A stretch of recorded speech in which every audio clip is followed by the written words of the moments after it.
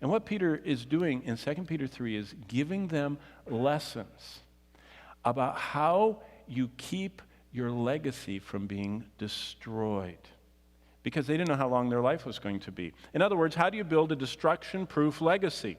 We could summarize what Peter was saying by saying he was exhorting his loved ones in how to rescue their treasures from the flood that was coming. What was the flood coming? It's a flood of fire. God is going to burn up everything.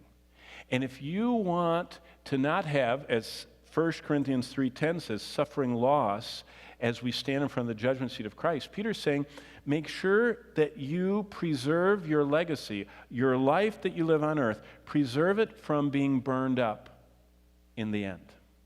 You say, what was he talking about? Well, look back at verse 10 and 11, because what he's saying, and I can summarize the first lesson he gives, to save your legacy.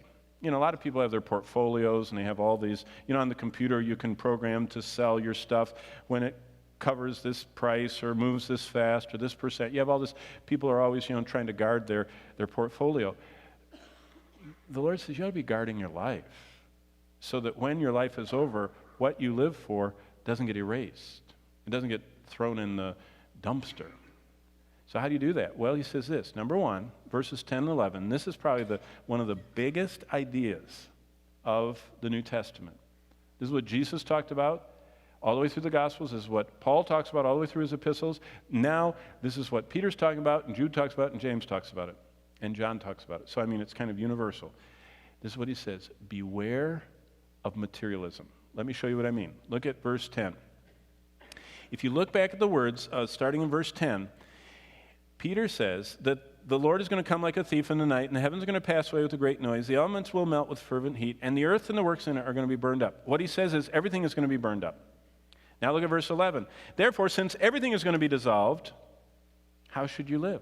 Well, you know what do you know what the first grader would say? Well, if everything's going to get burned up, I shouldn't live for the stuff that's going to get burned up. And you say, bingo, you got it.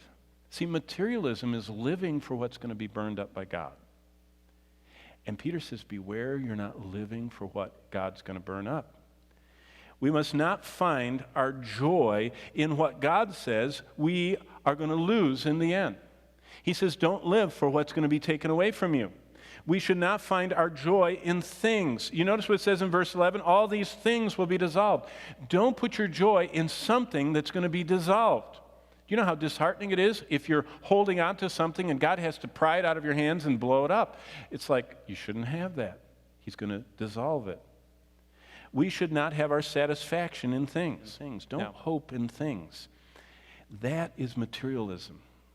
Materialism is living for material things. In fact, God describes materialism in his word as covetousness. You ever heard the word covetousness? He calls it greed, and he also calls it possessiveness or selfishness. And those things are always negative. Greed is an attitude that gets demonstrated by the action of possessiveness. That means I think that everything I have belongs to me. God says nothing you have belongs to you. It all belongs to me. What have you that you have not received? Why do you act like you didn't receive it? Why do you act like it's yours? Possessiveness and selfishness is me saying, it's my money, it's my time, it's my body, it's my life.